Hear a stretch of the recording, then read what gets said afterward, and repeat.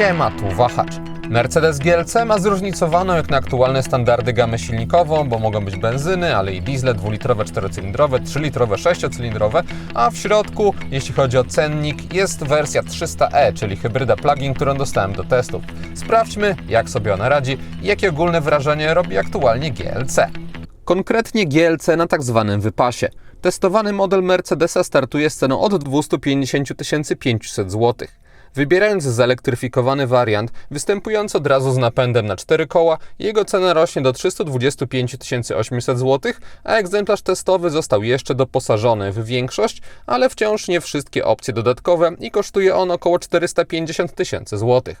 Bez względu na to, ile się jednak zapłaci, dostanie się SUV-a mającego 471 cm długości i 193 cm szerokości. Aktualna druga generacja Mercedesa GLC debiutowała na rynku w 2022 roku i pochodzi jeszcze z okresu przed unifikacją elektryków i spalinowców tego producenta. Mercedes wprowadził co prawda niedawno nowego GLC, ale on poza nazwą jest jednak odmiennym modelem, opartym o inną platformę i chcąc mieć spalinowy wariant, trzeba aktualnie wybrać to, co widzicie i konstrukcję opartą o bardziej tradycyjne rozwiązania, np. bez ogromnego podświetlonego grilla. Egzemplarz testowy wyposażony został w pakiet AMG, który za 25 000 zł wprowadza sportowe akcenty na zewnątrz, np. przeprojektowane zderzaki oraz też w środku, a także trochę wyposażenia funkcjonalnego związanego chociażby z multimediami. W przypadku nadwozia dopłaty 5000 zł wymagał jeszcze niebieski lakier, a 20-calowe felgi zamiast domyślnych dla AMG 19 to koszt 8300 zł. W kabinie AMG wprowadza inną kierownicę oraz materiały wykończeniowe, ale znowu można jeszcze w tym pogrzebać i w testówce znalazły się białe wstawki z ekoskóry występujące w pakiecie ze sportowymi fotelami za 7000 zł. Wnętrze moim zdaniem wygląda dobrze, ma uporządkowany projekt i trochę przyjemnych dla oka kształtów. Do jakości elementów skórzanych nie mam zastrzeżeń, czy to na desce rozdzielczej, czy na drzwiach. Podoba mi się także wykonanie detali, ponieważ po pierwsze ładnie po prostu wyglądają moim zdaniem pod kątem stylistycznym, no i też to wszystko jest precyzyjnie tutaj zrobione.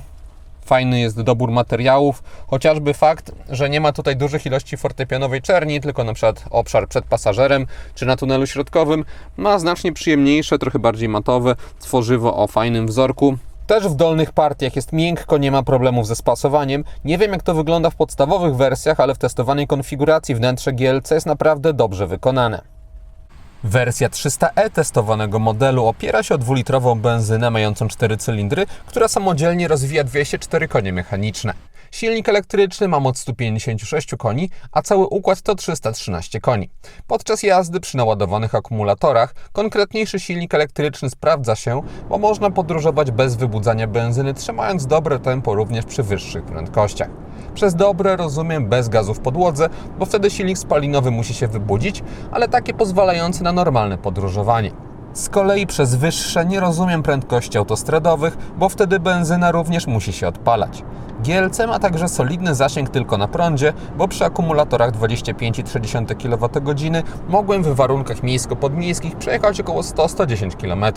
Producent deklaruje 123 km i pewnie starając się da się tę wartość osiągnąć, ale nawet jeżdżąc bez specjalnego co-drivingu, zasięg elektryczny wypada pochwalić, bo pozwala on traktować GLC jak pełnego elektryka przy takim typowym codziennym kręceniu się po mieście i okolicach, nawet bez codziennego ładowania.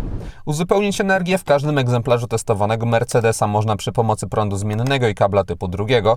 Ładowarka pokładowa obsługuje moc 11 kW i wtedy ładowanie do pełna trwać ma około 4 godziny.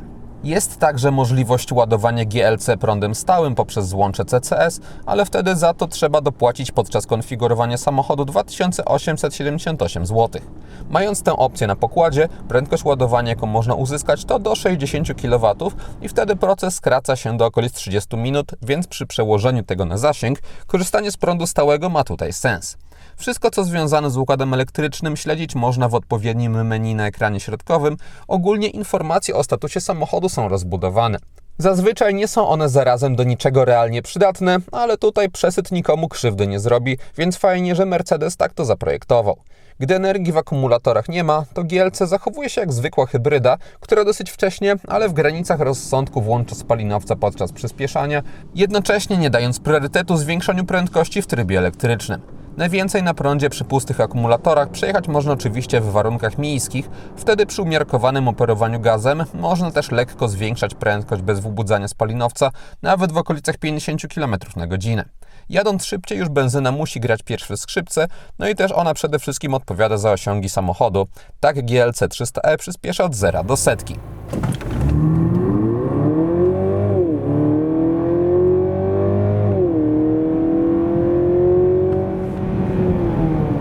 A tak od 90 do 140 km na godzinę.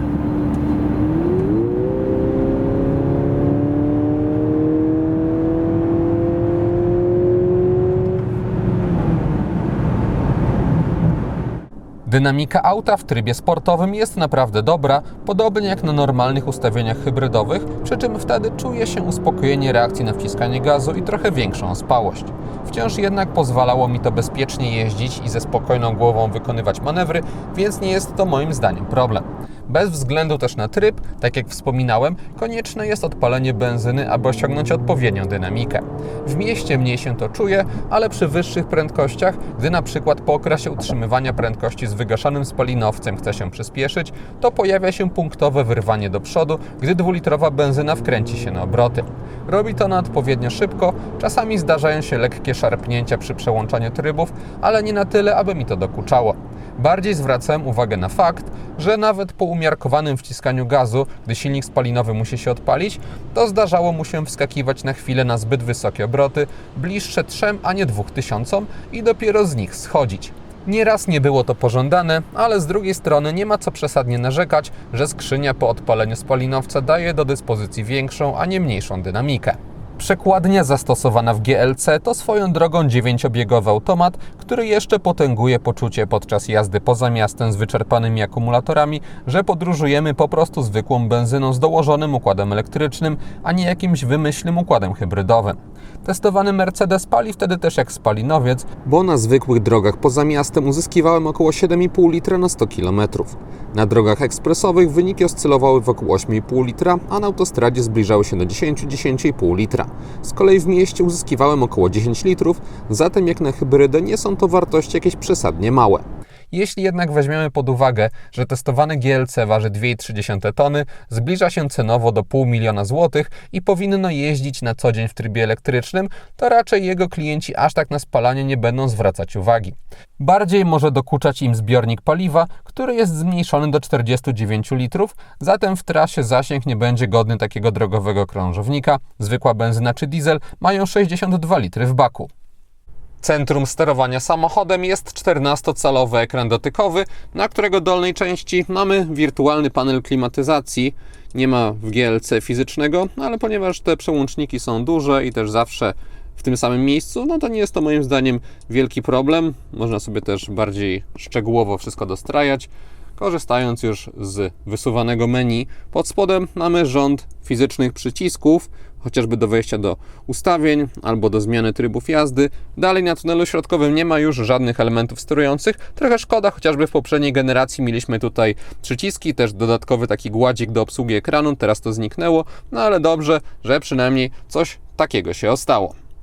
Górna część wyświetlacza może być albo poświęcona fabrycznej nawigacji, ale z dodatkowymi informacjami, albo służyć za menu ze skrótami do najważniejszych modułów. Całość działa szybko, jest też dobrze zaprojektowana w takich codziennych czynnościach, jak na przykład zmiana źródła dźwięku, nie trzeba się nigdzie zagłębiać. Mamy także przycisk fizyczny do odpalania podręcznego menu. Wchodząc gdzieś głębiej w menu, też nie ma większych problemów, aby się w tym wszystkim połapać, chociaż czasami niektóre komunikaty są mocno poucinane i osobiście wolałbym, aby ta grafika została jakoś usunięta, a żeby to nadrzędne menu wylądowało gdzieś wyżej, a te podrzędne miały dla siebie trochę więcej miejsca, no ale nie zmienia się tego co chwila, a też, tak jak wspominałem, nie jest źle. Jeśli ktoś nie chciałby korzystać z tego, co oferuje Mercedes, na przykład jeśli chodzi o nawigację, to można sobie bezprzewodowo odpalić Android Auto czy Apple CarPlay. Do tego systemu ja nie mam większych zastrzeżeń, bardzo fajne, dopracowane rozwiązanie.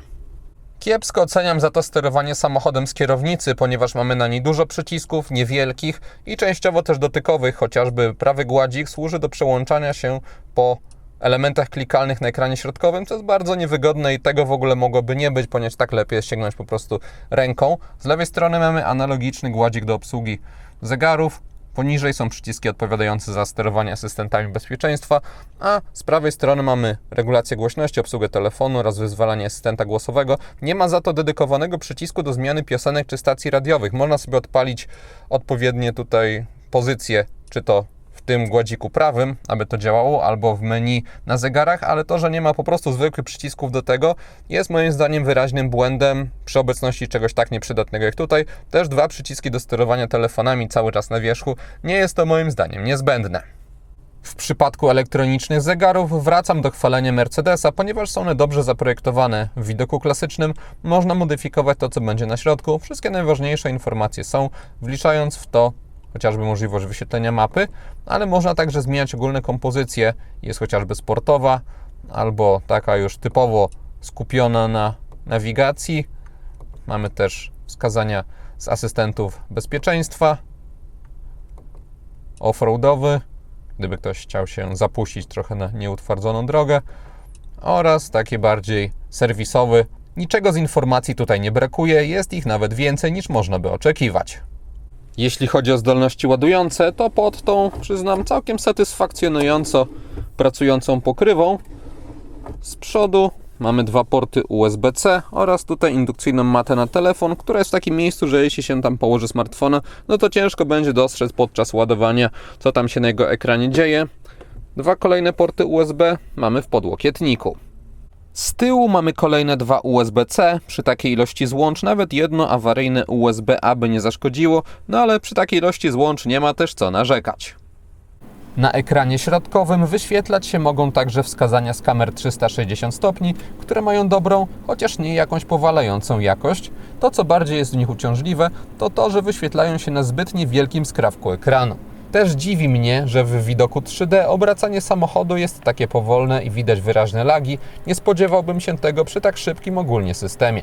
Na szczęście jednak asystenci parkowania w GLC aż tacy niezbędni nie są, bo samochód pomimo słusznych rozmiarów nadwozia ma całkiem regularne linie z dużymi szybami i ja nie miałem większych problemów, aby tylko opierając się o to wyczuć go na parkingach.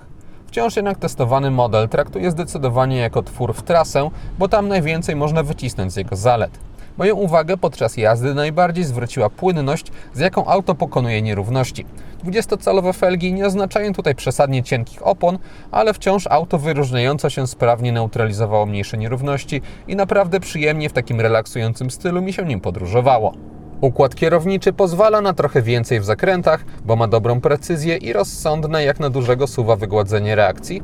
Mimo to dla mnie idealny scenariusz dla hybrydowego GLC to pojechać gdzieś w trasę i niczym się specjalnie nie przejmować.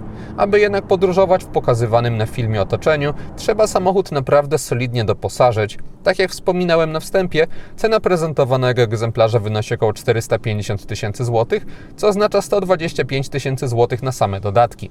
Zawierają one bardziej unikatowe rzeczy jak cyfrowe światła, czy świetne 15-głośnikowe audio Burmester 3D Surround, ale dopłacać trzeba też za bardziej przyziemne elementy jak kamery 360 stopni, czy asystenta martwego pola. W dalszym ciągu bazowy poziom wyposażenia jest wystarczający, aby tym samochodem normalnie podróżować, ale widać, że jest on w przypadku GLC jedynie szkieletem, który później można, a wręcz powinno się, doposażyć pod swoje preferencje, bez specjalnego liczenia się z pieniędzmi. A egzemplarz testowy wciąż nie jest szczytem możliwości w przypadku testowanego modelu, bo nawet bez zmiany silnika na droższy można dorzucić jeszcze pneumatyczne zawieszenie, skórę nappa w kabinie czy matowy lakier i maksymalnie doposażony egzemplarz przekracza lekko kwotę 500 000 złotych. Schodząc wyraźnie na ziemię, to GLC z podstawowym dieslem 163 konie, ale już trochę solidniej doposażony, co jest ciekawą propozycją biorąc pod uwagę jak dobrze to auto radzi sobie w trasie, można mieć za mniej niż 300 tysięcy złotych albo za 2595 zł miesięcznie w wynajmie długoterminowym u partnera Wahacz TV firmy Carlis Polska. Rata taka możliwa jest przy 4-letnim wynajmie i rocznym limicie kilometrów 20 tysięcy, a widzowie kanału po wpisaniu uwagi do zamówienia na stronie Wahacz Free mają darmowy transport wybranego auta. Link do oferty jest w opisie filmu. Bardziej rozbudowane dekoracyjne oświetlenie wnętrza w GLC jest naprawdę rozbudowane. Mamy wyraziste elementy na drzwiach oraz na desce rozdzielczej. Przestrzeń na nogi podświetlone są w sposób rozproszony. Można modyfikować kolorystykę, są wielobarwne kompozycje, albo można wybrać tylko jeden kolor. Można też sprawić, żeby te kolory się lekko miksowały, albo to wszystko powyłączać. Zatem każdy znajdzie tutaj opcję odpowiednią dla siebie, ale muszę przyznać, że efekt jest naprawdę fajny, zwłaszcza, że w gustowny sposób są te elementy dekoracyjne dobrane, na przykład na drzwiach nie ma jakichś wyrazistych pasków, tylko po prostu one są lekko tak ukryte, jest tylko poświata. Naprawdę fajny efekt to tworzy. Wszystkie instrumenty pokładowe, jeszcze wspomnę, dla formalności właściwie, doczekały się podświetlenia na neutralny i czytelny biały kolor. Powiedzmy, mroczną stroną tego dekoracyjnego oświetlenia jest jednak fakt, że odczuwalnie odbija się ono w szybach. W tej frontowej mniej to zwraca uwagę, ale w bocznych bardziej, ponieważ odbicia nawiewów są akurat w tym miejscu, gdzie obecne są lusterka. W GLC też po raz pierwszy w samochodzie zetknąłem się z funkcją, że gdy skieruje się rękę w strefę pasażera, to gdy tego pasażera tam nie ma, rozświetla się lampka na podsufitce z prawej strony. Na początku myślałem, że jest to fajna rzecz, ale później uznałem, że jest to jednak naprawdę irytujące, gdy się sięgnie, nie wiem, chociaż po chusteczkę albo gdzieś tam do plecaka, to od razu pojawia się bardzo ostro to światło z prawej strony. Na dłuższą metę jest to męczące, a niestety nie udało mi się tego wyłączyć w ustawieniach. Przednie światła w testowanym Mercedesie mają jeszcze starszy dla tej marki, bardziej stonowany styl, bez chociażby podświetlanego grilla czy tego typu bajerów. Wyróżniają się tutaj niebieskie akcenty, a lampy ogólnie wyglądają według mnie ok. Tak prezentują się kierunkowskazy w bocznych lusterkach. Z tyłu mamy identyczne podejście jak z przodu. W tej części nadwozia trochę więcej widziałbym jakichś fajnych detali, no ale kto co lubi, a też trudno się tutaj do czegoś przyczepić pod kątem stylistyki oświetlenia, bo jest ono ładne i odpowiednio nowoczesne, a też część osób na pewno doceni brak wspominanych bajerów. Najbardziej zaawansowane adaptacyjne światła przewidziane do GLC noszą nazwę Digital Light i mają tak wygaszać pionowo fragmenty wiązki, aby nie oślepiać innych kierowców, a zarazem z pełną mocą doświetlać pozostałe obszary drogi. I przyznam, precyzja, jaką osiągają, jest wręcz niesamowita, bo po pierwsze krawędzie świetlnego tunelu są blisko innych pojazdów, a po drugie są wycięte niemal jak od linijki, jest po prostu bardzo jasno, a później już nie. Naprawdę robi to wrażenie, gdy patrzymy na zachowanie świateł w testowanym modelu na zakrętach. Dodatkowo komputer bez błędów reagował na pojawienie się świateł innych samochodów i szybko wygaszał odpowiednie fragmenty bez względu na dystans. Z tym wszystkim łączy się również duża moc świecenia i efektem jest wyróżniająco się dobre rozwiązanie. Zaawansowanie i precyzję świateł zobaczyć można także podczas odpalania i gaszenia samochodu, bo dostajemy wtedy fajny pokaz. Ogólnie myśląc o lepiej doposażonym GLC, światła Digital Light postrzegałbym jako jedną z najistotniejszych rzeczy do wybrania z listy opcjonalnego wyposażenia. Na tylnej kanapie po ustawieniu przedniego fotela pod siebie na nogi mam taki spory zapas wolnej przestrzeni. Obecność panoramicznego dachu nie utrudniałaby mi podróżowania w drugim rzędzie, ponieważ moja głowa w naturalnym ułożeniu ląduje na jego krańcu, ale wciąż od nawet nie tafli szkła, a od podsufitki dzieli mnie taki margines. Tunel środkowy w testowanym modelu jest niestety w dużym stopniu wystający. Tylna kanapa prezentuje się tak. Wyposażona została w rozkładany podłokietnik, ale bez miejsca na kubki, a ze szczeliną gumowaną, więc jak sądzę, jest to przestrzeń na umieszczenie telefonu albo tabletu. Bagażnik hybrydowego GLC ma 470 litrów pojemności, o 150 litrów mniej niż w wariantach wyłącznie spalinowych. Dostajemy tutaj niezbyt wysoki próg załadunkowy jak na auto tego typu, dużych rozmiarów otwór, a także regularne kształty. Zmniejszenie pojemności wynika z faktu, że pod podłogą w pluginie mamy wyłącznie taki niewielki schowek, w którym nie zmieszczą się nawet kable. Na bocznych ściankach obecne są haczyki po obu stronach na jakieś torby. Z lewej strony jest także niewielka kieszeń, złącze 12V, a także tu znowu z obu stron mamy przyciski, dzięki którym można w łatwy sposób złożyć oparcie tylnej kanapy, o ile oczywiście nie przyblokuje ich, tak jak w moim przypadku, pas bezpieczeństwa. Gdy już się oba oparcia złoży w celu maksymalizacji przestrzeni bagażowej, to dostaje się podłogę z leciutkim tylko uskokiem, ale z grubsza płaską. Podsumowując, hybrydowy Mercedes GLC ma moim zdaniem sens, jeśli ktoś naprawdę będzie wykorzystywał jego układ elektryczny z dużym zasięgiem czy sprawnym ładowaniem. W przeciwnym wypadku, za sprawą zbiornika paliwa i też zużycia tego paliwa, lepiej jest moim zdaniem kupić benzynę albo diesla i mieć w kieszeni kilkadziesiąt tysięcy złotych chociażby na dodatki, a pieniądze na nie w testowanym modelu na pewno się przydadzą. A ogólnie GLC z tak bogatym doposażeniem zrobił na mnie bardzo pozytywne wrażenie. W sumie trudno, aby było inaczej w samochodzie tyle kosztującym, ale pod kątem zaawansowania technologicznego, pracy zawieszenia czy jakości wykonania widać, za co się tutaj więcej płaci. I to wszystko, co przygotowałem o GLC. Dziękuję za uwagę i mam nadzieję, że jego test się podobał. Jeśli tak było, zachęcam do dania temu filmowi łapki w górę, będzie mi z tego powodu bardzo miło. Jeśli ktoś nie ma, to zapraszam również do subskrypcji kanału, ponieważ kolejne materiały na Wahacz TV pojawią się już wkrótce. Na razie!